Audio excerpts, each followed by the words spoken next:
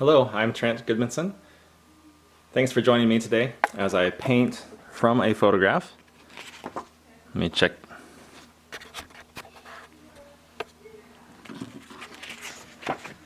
I'm painting a photo I took last year of my daughter in the yard. She's getting ready to gather eggs. So I've chosen a 12 by 24 inch surface, canvas, whatever you want to call it. What is it? It's a piece of primed masonite is what it is. Oil primed. And as usual, as I tend to do often these days, I'm going to start out by toning the entire canvas. I'm going to use some variation of brown. Let's see, I've mixed burnt sienna and ivory black so far. Let's see how that... It's going to be a little dark. Maybe I will go with more of a... See, I'm going to try to choose something that won't interfere with the colors that are here. I'm going to set this maybe right here. So it's convenient to look at. Yeah, let me just do this. I'll try this color. Actually, it's going to be a little too brown. Let me add some Dioxazine Purple to it. Yeah, that'll be better. Alright, just put it on quickly. Now, you may see this line here. I was going to cut this into a different size, and I finally chose to do what I finally did. So I'm just going to have to be aware of that. It's going to get in the way. It is in the way. But I just have to work around it, and that's okay.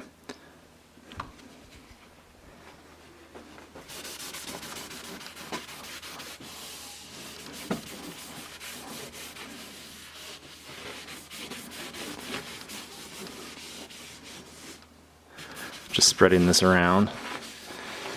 More or less, this is to eliminate any possibility of white spots showing through in the final painting. Most of this will be covered up anyway, but if I do have a space between brush strokes, I don't want it to be glaring out at me, with, which is what white would do. This way it'll just be a little bit more toned down, and got some kind of neat patterns going in there. Anyway, so that might have some positive effect on what the final thing looks like. All right. Now I'm just going to, I'll just use more of that same color.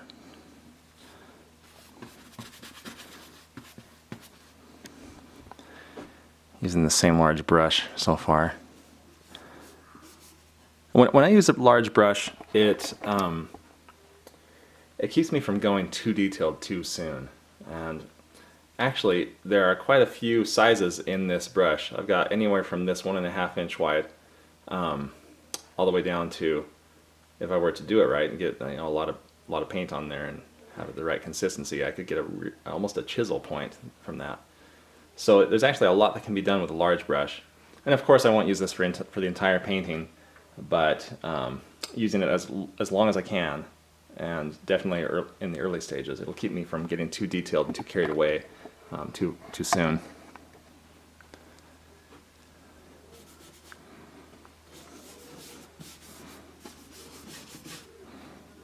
I'll go from, am I zoomed out all the way?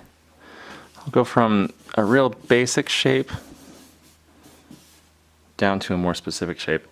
One thing I really like about this is this beautiful almost S curve going on. So I'm going to, if I don't emphasize it, I'll at least make that, keep that in the forefront of my mind, that I'm trying to capture that. Just need to make sure that that's basically in the right place. There's the basket. And there's something already kind of beautiful about that. It reminds me of, it's kind of iconic. well, it holds its own. It almost stands as a centerpiece.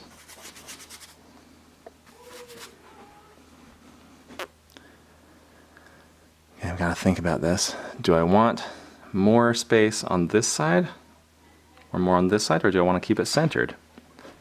So she is facing this way, that way, which normally would make me want to leave more space on that side. You know, a visual area for her to step into. However, let me see if I can do this differently. I can tell that she's glancing over her shoulder, which makes me want to leave space on that side as well. And again, going to the whole iconic idea, you know, I'm okay with having this be right in the center. I think it's kind of a design that I don't normally go with, but I think it works in this situation. You know, you can break any supposed rule that you like, but I think there should always be a reason behind what you're doing, whether it's a rule or not. You know, there's no such thing as a rule in oil painting anyway. You just try to do your subject justice and design it in a way that others can enjoy it the way you did. But each decision, regardless of how quickly you make that decision, it should still be, nothing should really be left to chance, particularly in design.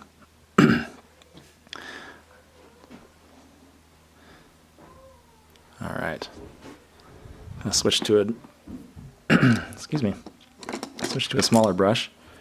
All right, this is an extra long filbert, which I love. This thing doesn't zoom in very well when I'm trying to show things like this. Let me try that. Isn't that fun? I can get this nice sharp edge, and yet it's soft enough. See how it bends really easily?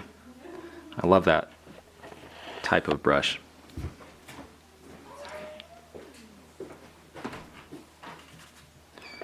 All right. At this point, I'm just going to lay in some of the major colors.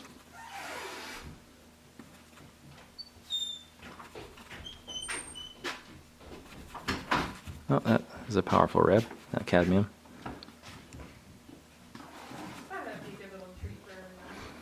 All right, I'm going to paint in this. It's not red enough, but that's okay. I'm just trying to get a basic idea so far.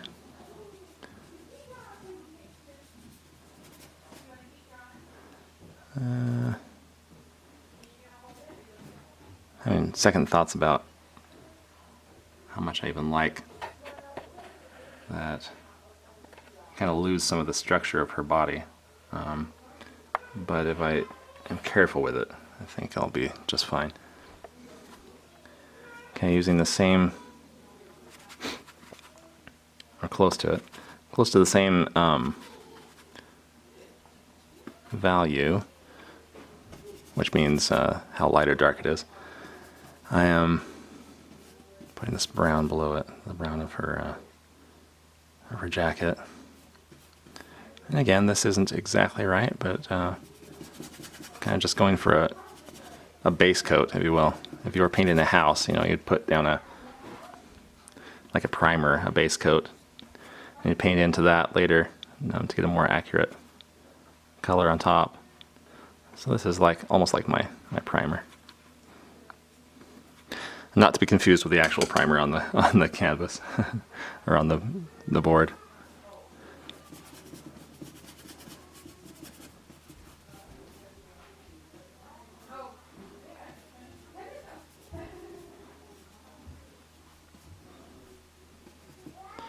All right.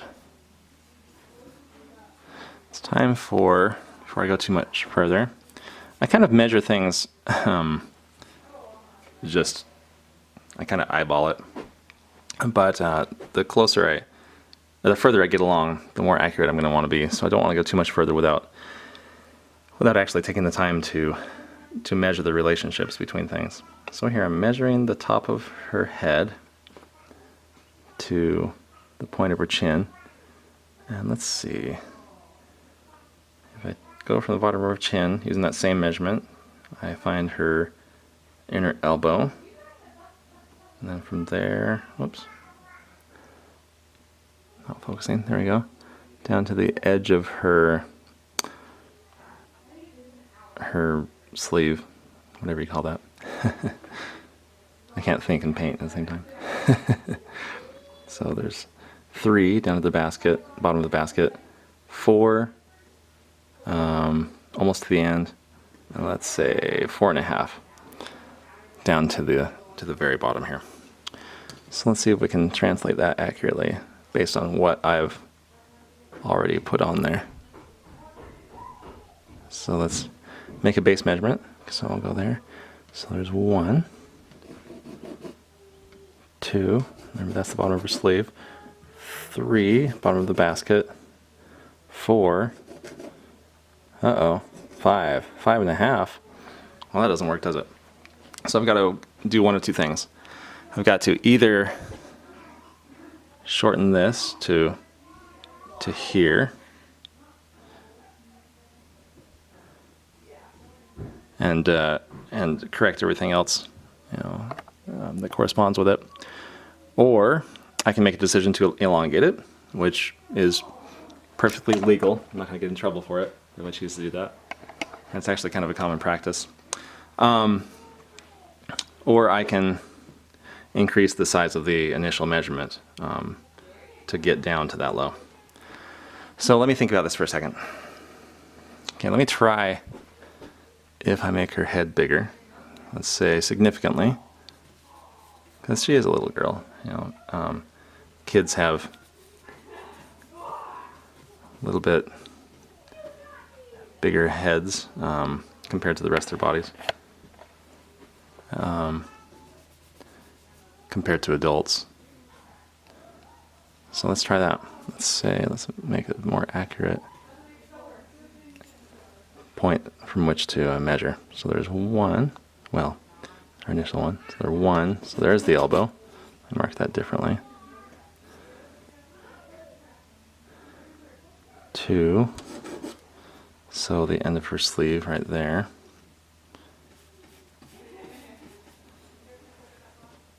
Get my measurement again. 1, 2, 3. Oops, sorry. You see that? I just scratched a line there. 4 and 4.5. So that actually brings me down to there, which is really close to where I was initially. And there's, well, let me make sure. I've got too many marks going on. Yeah, that's the right place for the bottom of the basket there. Okay.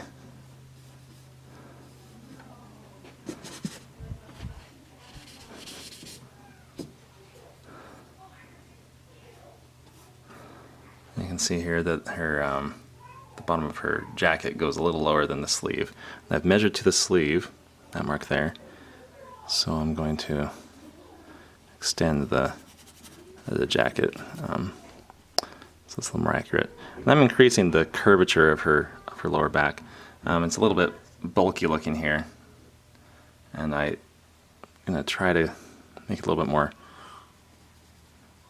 form-fitting, if you will. I think it's just kind of more elegant, prettier. Although my daughter is always pretty.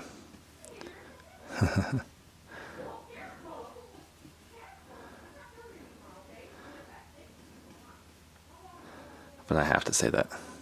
No, I don't have to. She is very, very pretty.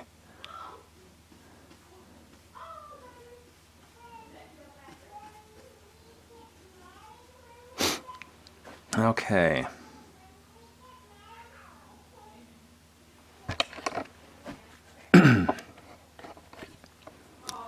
All right, let me make some indications of dark up here where her hair is.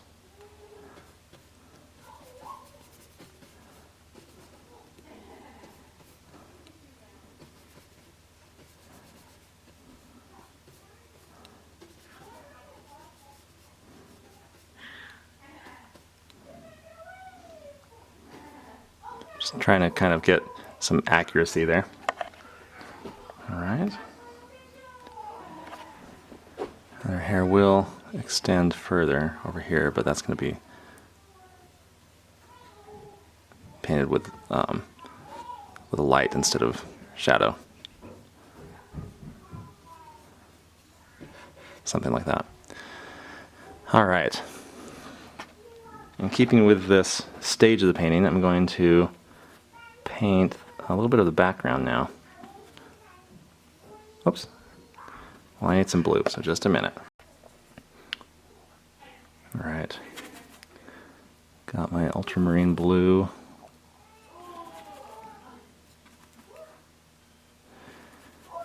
And, needs to be a little bit thinner than that.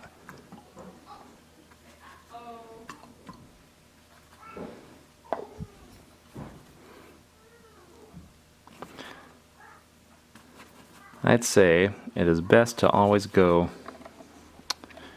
grayer, so less intense with your colors, until the very end when you can really punch it. You know, make some parts that really sing. But those parts won't sing at all if you've already gone super intense. Because the brightest color on your palette, you know, straight. Let's say, for example, straight from the tube red, won't be as bright if you paint that red, you know, all over the place. But say if you paint all of the other reds in a scene, in a predominantly red scene, for example, a little bit grayer, then you still have room to really punch a red spot later on, you know, to bring interest or bring attention to a spot intentionally. I think it's mostly just about intention, you know, intentionally. You want everything you do to be on purpose. And if you can save a little bit of power, you know, a little bit of reserve for later, then it'll be in better shape than if you have to backtrack and repaint everything because you accidentally went too colorful in the beginning, which is annoying. So we try to avoid things that are annoying, right? Okay, I think I want to rebrush this area with a bigger brush, and I'll do that in a minute. I like the patterns that are going on up there, so I'll more or less paint it the way I see it. Again, about being intentional. You know, don't get caught up in painting it exactly the way you see it. But if you want to paint it exactly the way you see it, then have a reason for doing so. You know, not just because it's pretty that way or something, but try to think about why it's pretty that way. You know, are the patterns interesting? Do they work? Do they create harmonies? Do the colors create harmonies? Do they all work together to make a better painting? And if you make a mistake, not a big deal. You can always change it.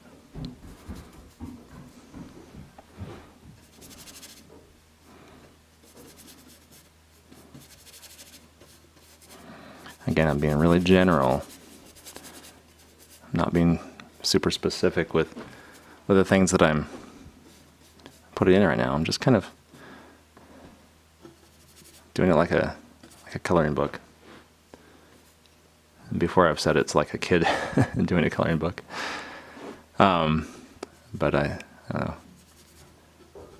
In some ways, kids would do better than us adults who have managed to unlearn some of the basic skills of art.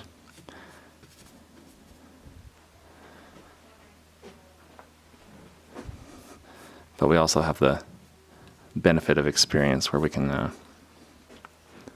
the more you've painted, the better you'll get at it, and the more you'll kind of anticipate certain things that'll happen based on your decisions in the painting. All right. So I've already kind of made some finishing touches to this area. you know, the whole while I had the intention of just painting it in, really basically. But, you know, if you get some good brush strokes that you like in that early stage, then it's perfectly okay to try to preserve those. Now I'm going to paint the general tones of the grass. This beautiful golden autumn grass. Actually, sorry, it's not autumn. This was almost exactly a year ago today. It was in the springtime. It was a much warmer spring last year. We've already got some green grass coming through.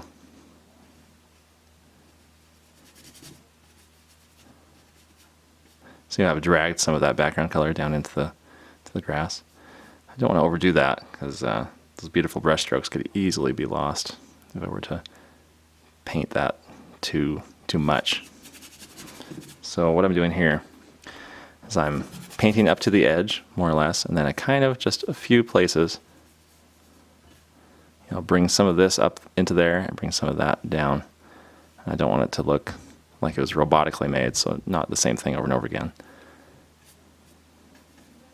I'm trying to copy nature. I'm trying to do what it's doing up there.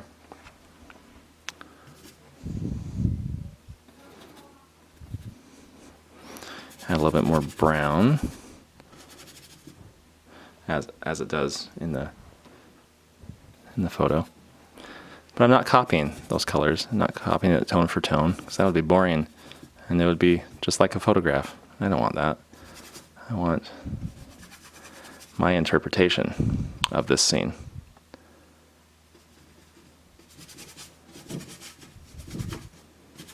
So I'm taking some extreme liberties with the colors and textures. But I'm also taking some cues from everything that's going on in the painting. I'm going to switch to my bigger brush here again for some variety of brushwork. Let's see. Get a little bit of green in there, phthalo green there. That's pretty bright. Let me see if that's going to be too bright though. Okay, there's my annoying little line that I've got to be sure and cover it up. So if you can avoid lines like that when you cut your canvases or your panels, then that's even better. I'm knocking that green tone down, making it less bright with a burnt sienna.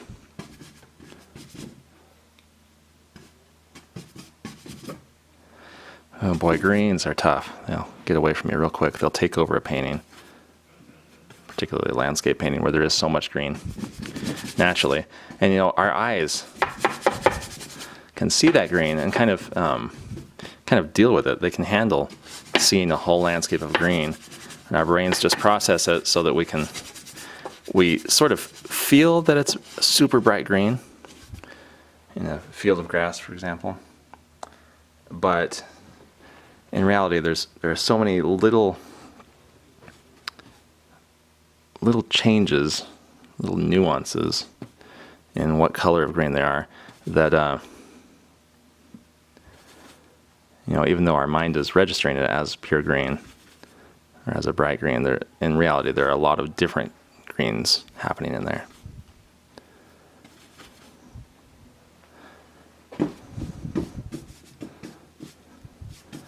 So I want to vary, you know, give variety to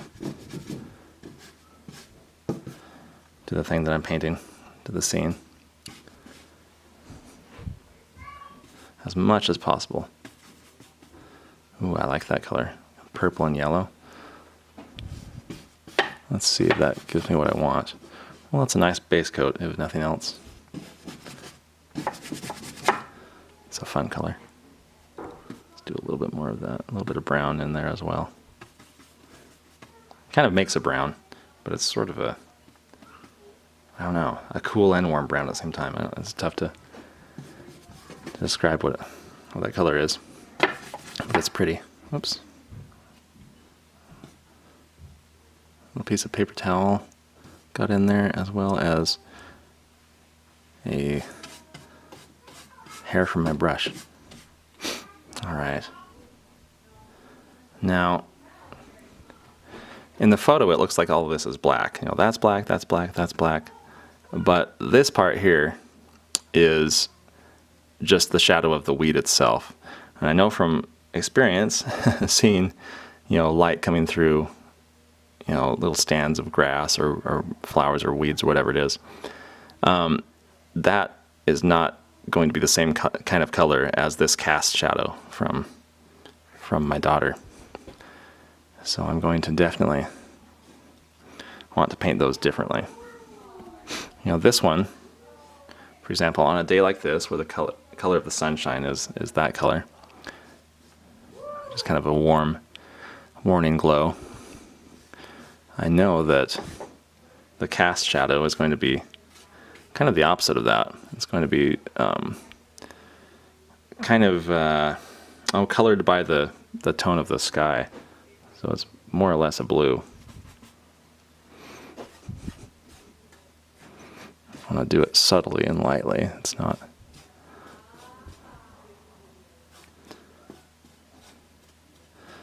a heavy area. It's just a shadow. You know, I don't want to paint it to look like a solid object. It's just a shadow. But whereas I can paint this over here as more of a solid object, and yet it has a lighter color. So, interesting juxtaposition there. And as it gets down towards the bottom of that weed patch, it does start to get maybe a little bit more heavy, you know, darker, I guess. But I'll leave that area alone for a minute while I move on. I don't want to focus on any one area of the painting too much, especially at this early stage. So I know I've painted a lot of the painting already, but I still consider it just the block end stage.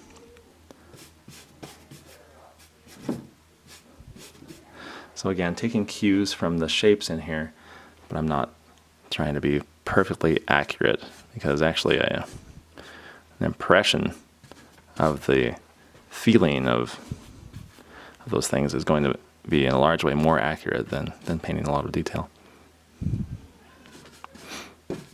I like that this continues, this dark shadow,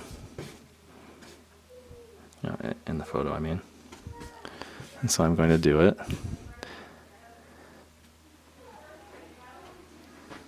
All right, it's already looking good. I'm excited to, maybe I'll keep that brush, but I'm going to wash my brush first. All right. I'm excited about this next part, painting that and some of the highlights.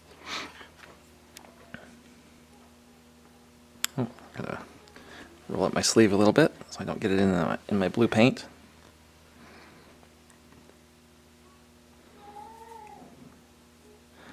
That blue there is what always ends up on my sleeves, because that's where I hold my hand when I'm getting most of the paint. Let's see. Purple, blue, and white. So this fabric here, this white fabric, is that color because it's reflecting so much light from the sky, which is that color.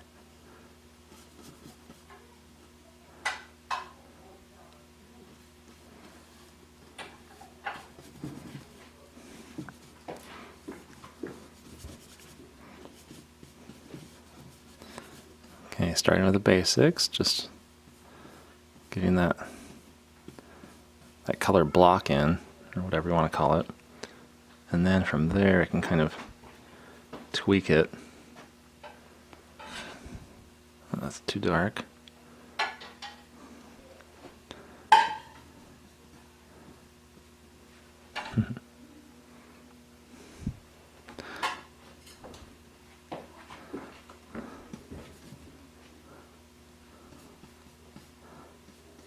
just trying to get these little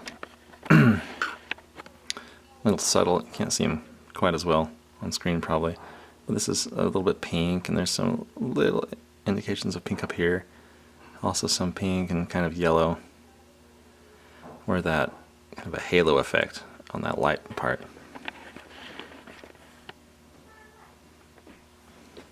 So I'm trying to see how many colors I can find in that white.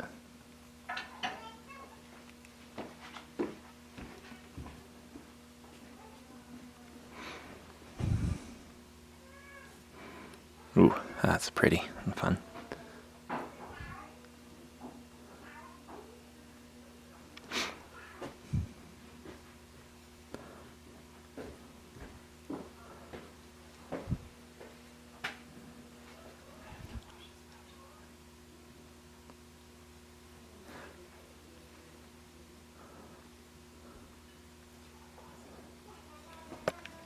Okay. It's almost the same color up here. Maybe a little bit yellower. Let's see.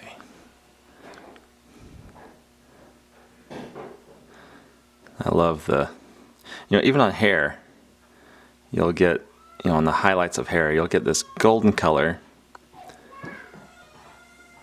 And then also the reflection of the sky. So you get this golden color next to this bluish, slightly cooler highlight.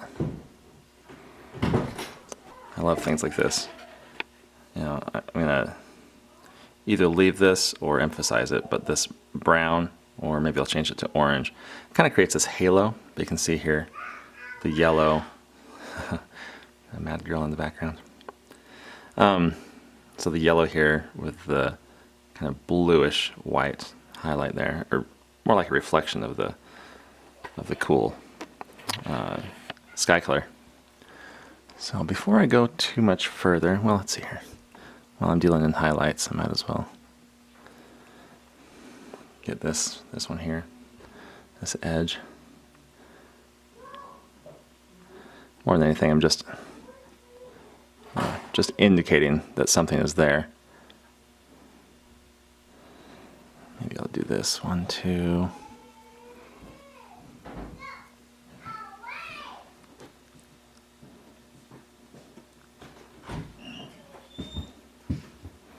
Just a little bit for now.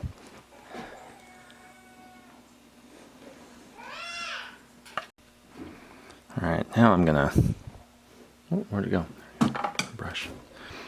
Now I'm going to do the skin tone in the face and hand.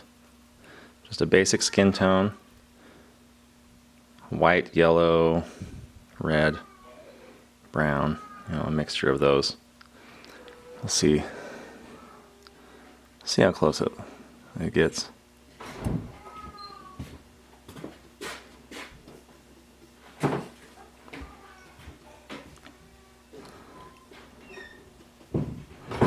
I'll just compare that to everything else. Looks like it needs to be a little bit darker. We'll go with black, which is cool, and brown, which is dark and warm. There's quite a bit of red reflected from that shawl that she has on.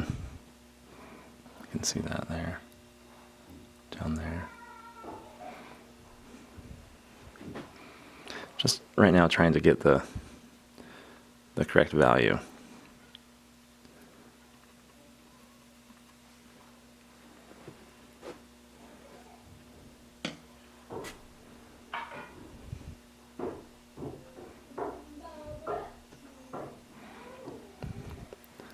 Okay, and down here.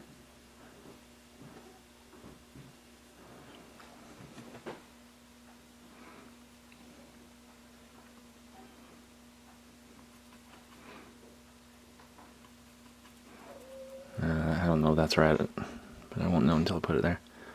Actually, that's not bad.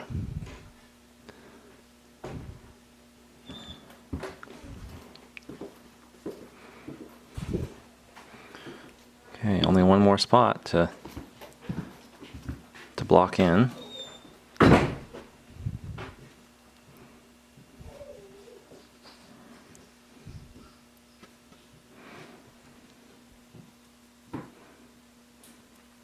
So I just put the color down, and then I see how close it is afterwards. I can almost finish this basket in this stage.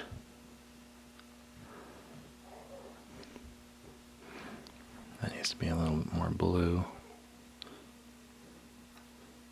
It really is reflecting more of the sky color than it is its own color.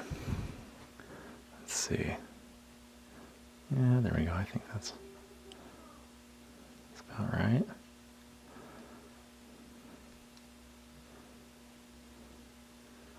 Interesting little basket there.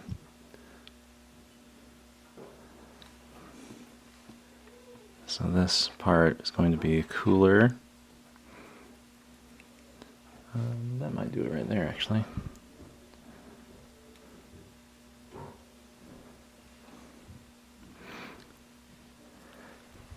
Most any surface that's upturned, you know, that's facing the sky is going to be more or less a blue color. Yeah, well, if it's a blue sky.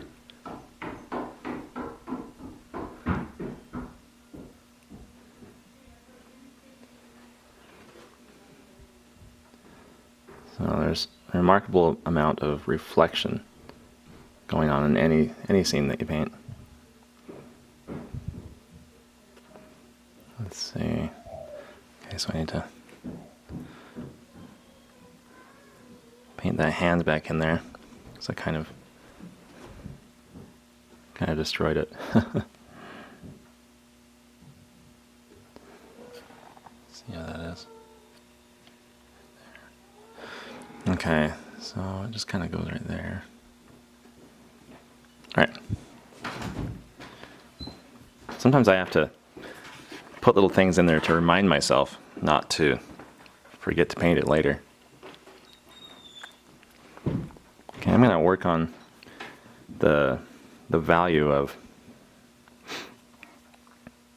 her clothing. Now that I've got everything blocked in, I can see how much darker things need to be.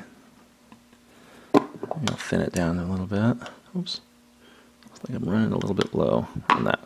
Let me get some more thinner in that job. Alright, that's better. Okay.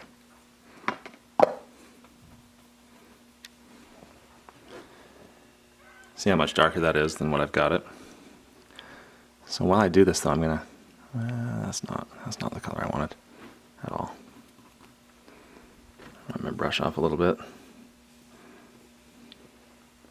Let's see, let me go with actually a darker color to begin with. We can hit those accents.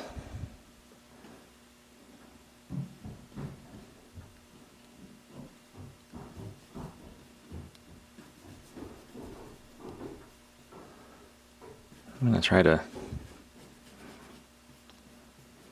almost dry brush this on as I blend it with what's already there. I'd love to get some of that undertone, that warmth to come through without having to overpaint it much.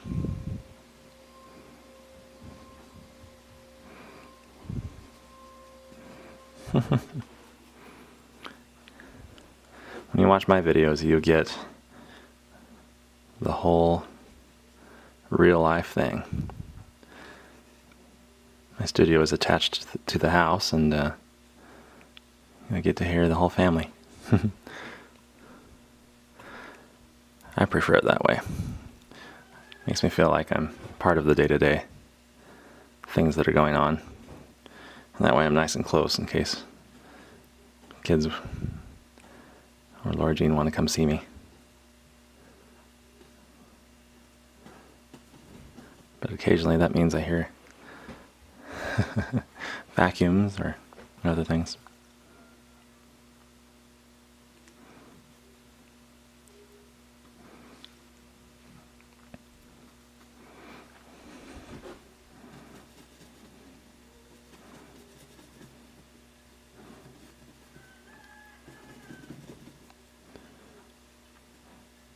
Okay, in the photo, I can see that there is, I don't know if you can see that, but there is a slightly oranger tone on this side, and that's coming from the reflected light off this yellow grass.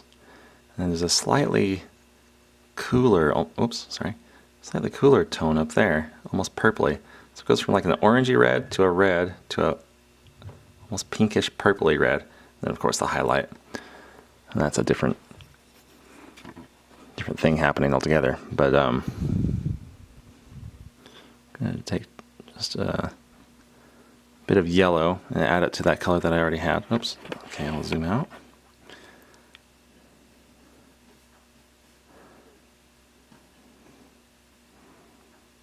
So I'll paint that plane. You can see if this was a sculpture or real life, that's going that way, kind of pointing down, and then the main part is more towards us.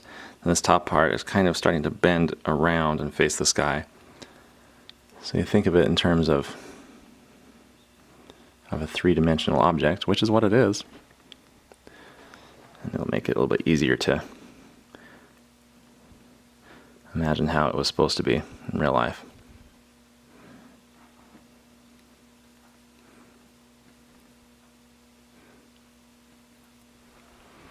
Let's see if this will be enough.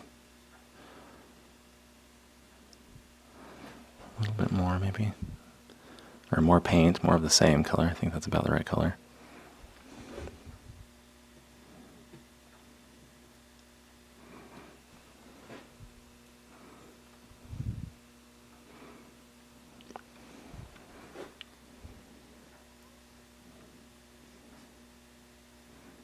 I like that. I may need to make it a little sharper of a line, but I think it'll work for now until I get further along. Let's see. Where do I need this all to go? I need to make some measurements again. Okay. Let's do more of that. More of the jacket.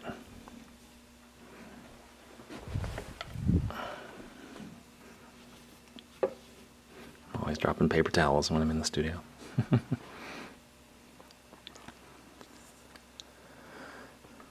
Okay, yep. Some more of the jacket.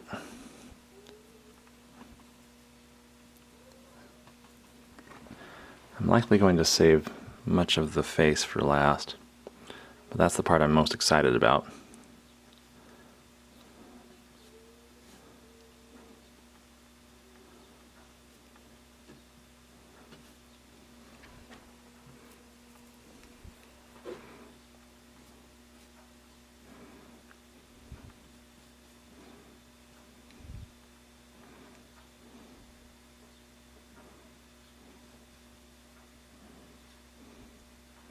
There's actually some purple being coming from the sky reflection right there. And the same thing is happening up here on the top of the sleeve, just before the shoulder. Although it's not quite that much.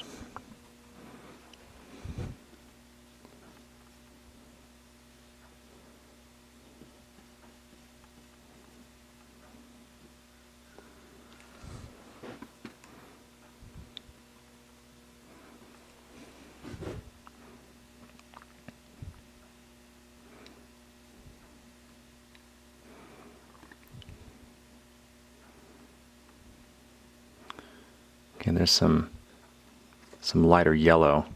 Again, see, this is a plane that's more or less pointing towards the ground, and so it's picking up more of those yellow tones from the grass. Let's see, I'll go quite light at first and see if that will do it. I think that works actually. Got a little bit of that happening right here.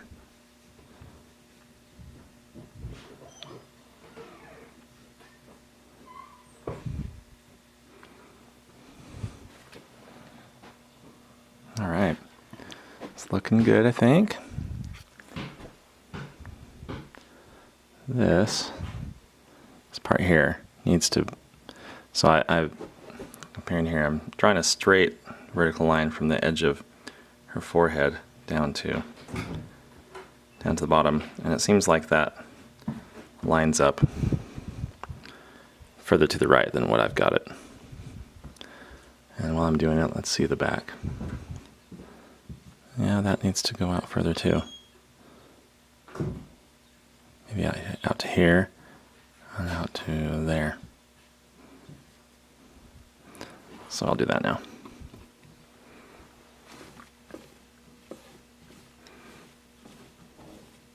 I don't wipe my brush off completely. Don't have to worry about it. So as long as I go with a bit of a thick paint, I can easily paint that on top of the thinner paint that's below.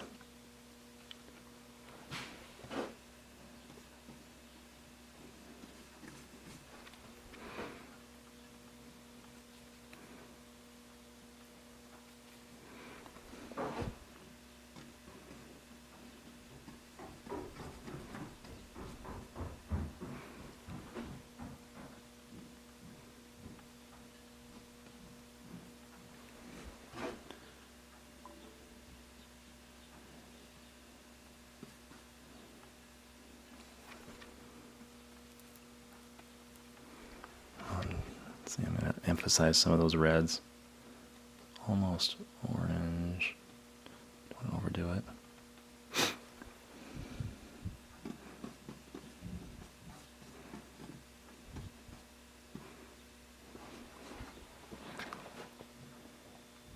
It's a little too dark, but maybe it'll still look okay once I get those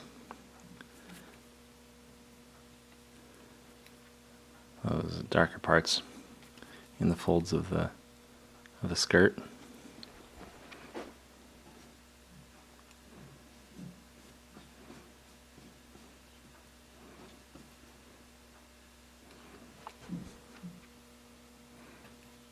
Maybe a little brown in it this time because it's down close to the bottom. It'll kind of attach it to the ground a little bit, if that makes any sense. It's just picking up more and more of the reflections of the parts down there when it gets closer to those parts.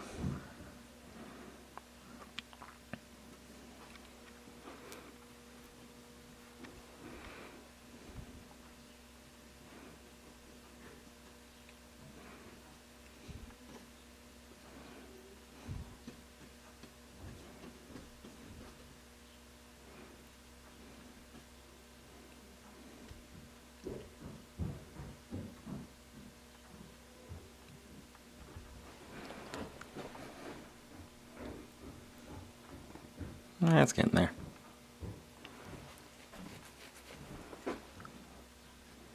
This still needs to come out here. And I like that it kind of completes. Well, I don't know. I'll play with it. It's not done till it's done, huh? And even then, can still change it. I'm going to take a second and wash off my brush a little bit better. And, well, I'll go ahead and show you what I do to clean the palette. Just give it a good scrape here, trying to get most of the paint off. Move those guys out of the way.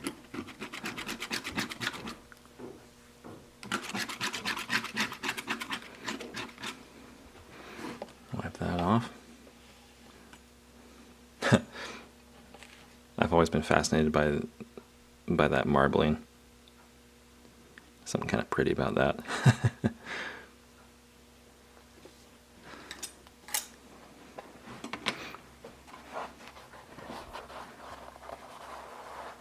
Just grabbing a paper towel. Oops, and I set down my paper towels right in that paint.